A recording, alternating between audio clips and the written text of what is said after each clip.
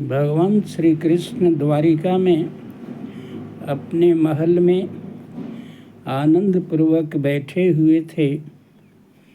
उसी समय एक द्वारपाल आता है और एक विचित्र स्त्री के आने के बारे में सूचना देता है। भगवान श्री कृष्ण पूछे कि वह किसी को आने के लिए हमारे पास रोक नहीं है, इसलिए उस स्त्री को यहाँ भेज दो। वह स्त्री वहाँ जब जाती है तो भगवान पूछते हैं कि तुम कौन हो और यहाँ किस उद्देश्य से आई हो। वह यक्षिणी बोली कि मैं कोई साधारण स्त्री नहीं हूँ, मैं यक्षिणी हूँ और दिव्य स्त्री हूँ। मुझे पाने के लिए देव दानव गंधर्व सभी लालायित रहते थे, लेकिन मुझे अपनी सुंदरता का और दिव्य शक्तियों का मुझे बड़ा ही अभिमान था। यह देख करके दुर्वासा ऋषि मुझे श्राप दे दिए, इसलिए मैं श्रापित स्त्री हूँ और उस श्राप से मुक्ति के लिए आपके पास आई हूँ। भगवान बोले कि तुम्हें श्राप मुक्ति मिलेगी, लेकिन कठोर परीक्षा ली जाएगी। उस परीक्षा में अगर तुम सफल हो जाओगी तभी तुझे मुक्ति मिल सकती है। यक्षिणी बोली कि मैं सभी परीक्षाओं को देने के लिए तैयार हूँ। जो भी कठिनाइयाँ मेरे सामने आएंगे उन कठिनाइयों को मैं सहर्ष से स्वीकार करूँगी। कहा कि जब इतना करने के लिए तुम तैयार हो तो यहाँ से कैलाश पर्वत पर चली जाओ और वहाँ एक अमन नाम का गुफा है। उसी गुफा में तुम्हारी परीक्षा होगी और साधना करोगी। तुम उन परीक्षाओं में उत्तीर्ण हो जाओगी तो तुझे मुक्ति मिलेगी। वहाँ जब कैलाश पहुँचती है, पहले उसे जाने में बहुत कठिनाई आई। बर्फ और ठंडी हवाओं का सामना करना पड़ा। कठिनाई से जब वहाँ पहुँची गुफा के पास, तो वहाँ 3 यक्ष प्रकट हुए और कहे कि तुम कौन हो। यहाँ वही आ सकता है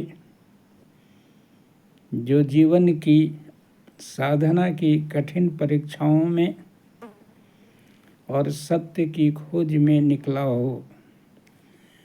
वह कहती है कि मैं सत्य की खोज में और कठिन साधना के लिए निकली हूँ। कहा कि ठीक है, तुम्हारी परीक्षा ली जाएगी।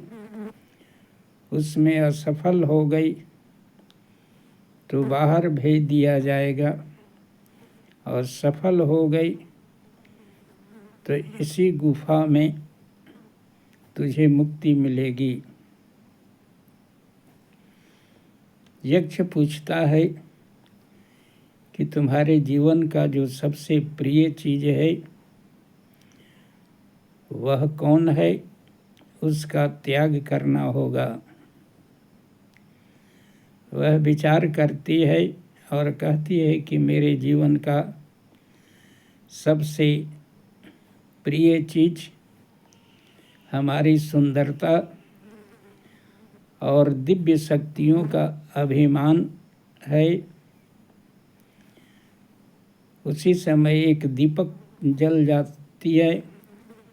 यक्ष कहता है कि दीपक की ओर हाथ करके कहो कि मैं इस सुंदरता और अपने दिव्य शक्तियों का त्याग करती हूँ।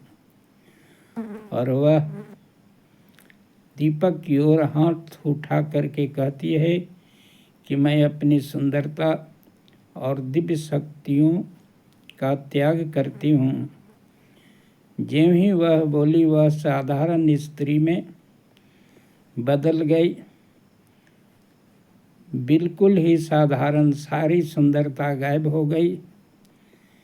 एक साधारण स्त्री केवल रह गई। दूसरा यक्ष कहता है कि तुझे भय का त्याग करना होगा। दूसरा दीपक जल जाता है और हाथ उठा करके कहती है कि मैं भय का त्याग करती हूँ। उसी समय गुफा में अंधेरा छा जाता है और आग की लपट उठने लगती है। बड़े बड़े राक्षस प्रकट हो जाते हैं और उसे डराने का प्रयास करते हैं, लेकिन वह मन में सोचती है कि यह भी हमारी परीक्षा है।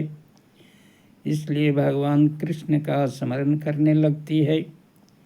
थोड़े ही देर के बाद वे सभी राक्षस धीरे धीरे गायब हो जाते हैं और फिर से गुफा में प्रकाश फैल जाता है। अब तीसरा यक्ष प्रकट होता है दीपक लेकर के और कहता है कि तुम्हारा सबसे बड़ा जो मोह है उसका त्याग करना होगा। तुझे भगवान श्री कृष्ण से प्रेम हो गया है, लगाव हो गया है, उस लगाव को भी त्यागना होगा। वह थोड़ी थोड़ी घबराई, लेकिन सोचती है कि यदि यह भगवान का मोह भी हमारे मुक्ति में बाधा है तो भगवान श्री कृष्ण का स्मरण करके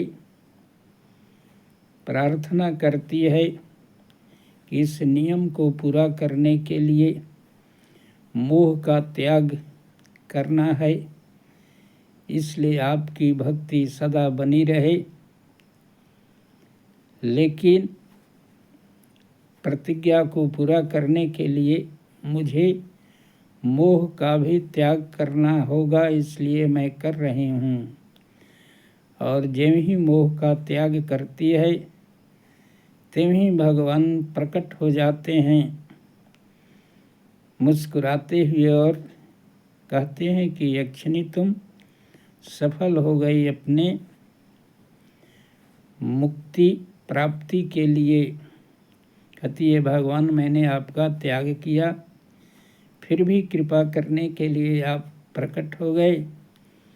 कहा कि तुम्हारी परीक्षा ली जा रही थी, इसलिए उस परीक्षा में तुम सफल हुई। और वह उसी समय भगवान के चरणों में नतमस्तक हुई और सदा के लिए मुक्त होकर के अदृश्य हो गई।